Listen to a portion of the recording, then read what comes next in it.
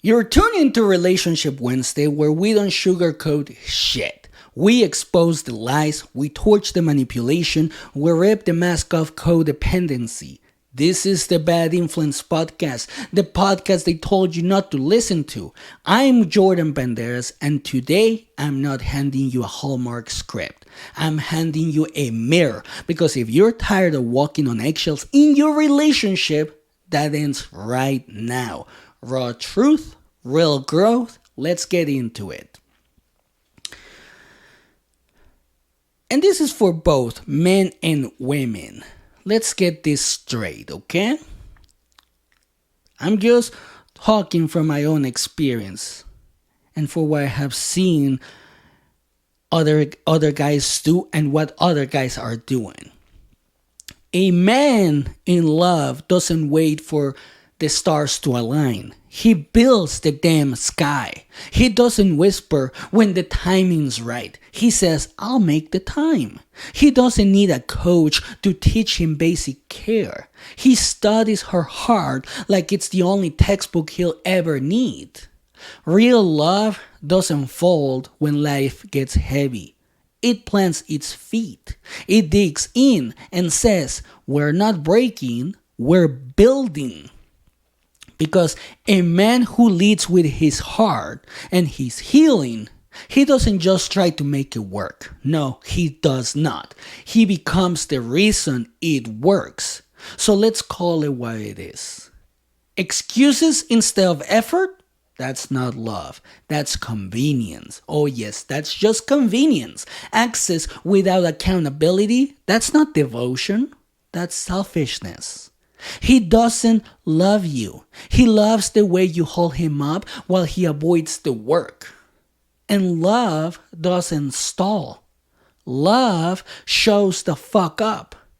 If all you're hearing is I'm trying with zero transformation, let me be real with you right now. And I know a lot of guys are not going to like this. But guess what? I used to be like this, so I know what the fuck I'm talking about.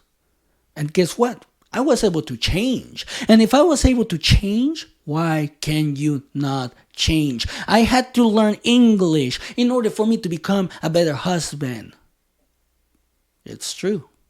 I had to control my triggers, take control of my mindset, become more emotionally intelligent so I could be the good husband that my wife, or the great husband that my wife needed at that time when she got sick. So, if I was able to do that, why can you not do it? Especially if you say that you love her. Because again, if all you're hearing and all you're doing or all you're saying is I'm trying with zero transformation, he's not in love. Guys, you're not in love. He's in the way. Because when a man dodges hard conversations, growth, or accountability, what's he really protecting? Right? What is he really protecting? Not you. Not the person he claims to love. Not the relationship. He's protecting his fragile little identity. Because growth feels like death when you've built your masculinity on comfort. But here's the brutal truth. Here's the truth that not a lot of guys can tolerate. You can't love fully while guarding your ego like crown jewels. Either you grow with her or she outgrows you. Finding a way isn't flowers after a fight. It isn't saying sorry on repeat like a damn broken record. No, it is not. Finding a way means becoming the solution. It's not about patching wounds. It's not about creating new ones. It's owning your triggers. It's taking her feedback like a mirror, not a weapon. It's facing your demons so she doesn't have to fight them for you. That's what that means. Love is a mission for two, not an unpaid membership. No, it is not. And also, it's not an unpaid mentorship, because a lot of guys, and I have seen it and I have done this, They think that their spouses, their partners, their girlfriends are like a mentor to them. And if she's coaching you through basic consistency, that's not romance, that's labor. It is labor. Because too many women are co-pilots to men who refuse to fly the damn plane. I say this because I did the exact same thing that many of you are doing right now in my past relationships. And obviously, those relationships didn't work for a reason. I was the reason. And now, my marriage, after almost 11 years, it has worked the best way that it can because I became the freaking solution to those problems that I was causing. And if she's exhausted, the structure is wrong. But why do some men wait until they lose her to realize what she meant? And it's that realization or just the panic of losing control. Well, let's be clear. She was never seen. She was used as a stability. And when the emotional ATM ran dry, only then did he scream. Oh, I get it now. This has happened to me. I get it now. But presence before the breaking, that always beats panic after the breakup. Oh, I'm too busy. Bullshit. He's not too busy. He's just more emotionally available to his distractions than to your devotion. Let's be honest. Again, you might get offended on this episode today. And here's the thing.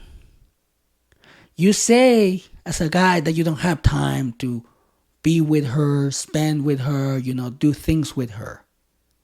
But this is one thing that I always see with my friends and in other relationships. There's always time for the group chat, time to scroll, time to binge YouTube for 3 hours.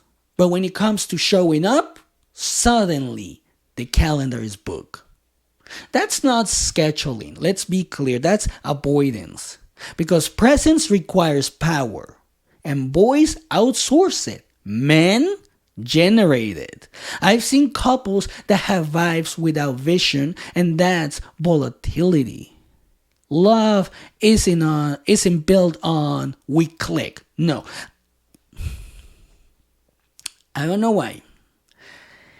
For the last few years, this is something that I hear a lot in couples. From couples. Oh, we click so we love each other. Oh, we just click so the vibe is so good. And that's it. There's no real love. There's no real connection. It's just we click. But that's not how love is built. It's built on commitments, containers, and character. Chemistry starts the fire. A structure keeps the house from burning down. If he only shows up when it's easy, I have to tell you this, and I know you're not gonna like it. He's not in love. He's high on potential. One of the reasons that causes this is that as boys, we are told, don't feel too much. You're not enough. Be a man. Whatever the fuck that means at age 8. Right? Who, as a man right now, who hasn't been told at a very young age, be a man? And you might be like 8, 9, sometimes 5, 12, 13, 14, and you're like, what the fuck does that even mean? He doesn't build bridges when this happens in his life. He builds walls, and I know because this is what I did my entire life. He runs when intimacy gets close. He breaks what he craves because being seen feels like exposure.